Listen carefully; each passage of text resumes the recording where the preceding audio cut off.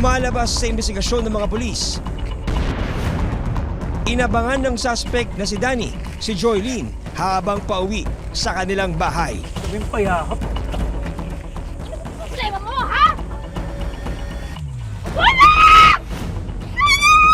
Inabangan daw niya sa daan. Sabi niya, idiskartihan daw niya, pero pumalag daw. Walang awang sinaksak ng suspect ang biktima.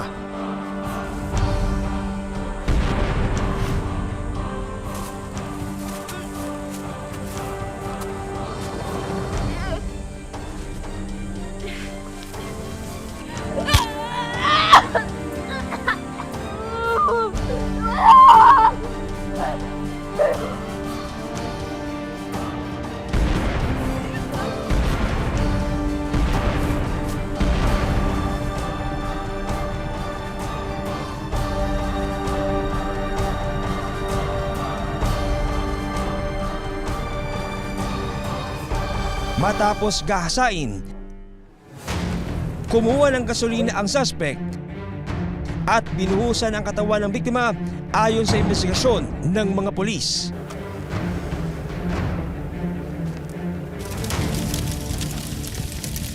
Kasi parang sakit niya na. O kasi ganyan talaga. Siya lang kasing babae sa amin, maging nag-iisang babae. Pinaglaroon daw po siya. Tapos sinatak pababa. Tapos yung pinagsusuntok niya yung mukha niya, pinagampas ng kahoy.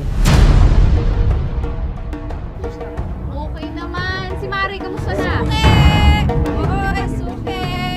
Ayon sa mga pulis, posibleng araw-araw nakikita ni Danny sina Jelly at Joylene, kung kaya alam niya ang galaw ng mga biktima. Sa pagkakilala mo, magkakilala sila kasi magkabarangay sila. Pero yung pagtatanong namin, wala naman silang relasyon, ma'am.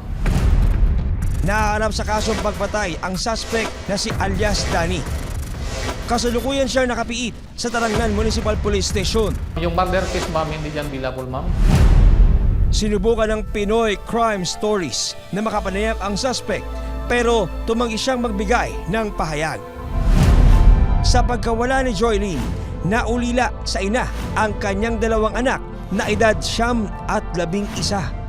Kung makakalabas man lang siya, kulungan. Gagawin ko rin yung ginawa niya sa atin. Sana magdugo siya sa kulungan. Gusto sana namin justisya lang. Pangako ng pamilya, hindi sila titigil hanggat hindi nakakamit ang hustisya para kay Joylene. Sana na lang bantayan niya yung mga anak niya kung saan man siya ngayon. Mas mahal na mahal ko po siya. Paalala ng mga otoridad, walang krimen na mapagtatakpan.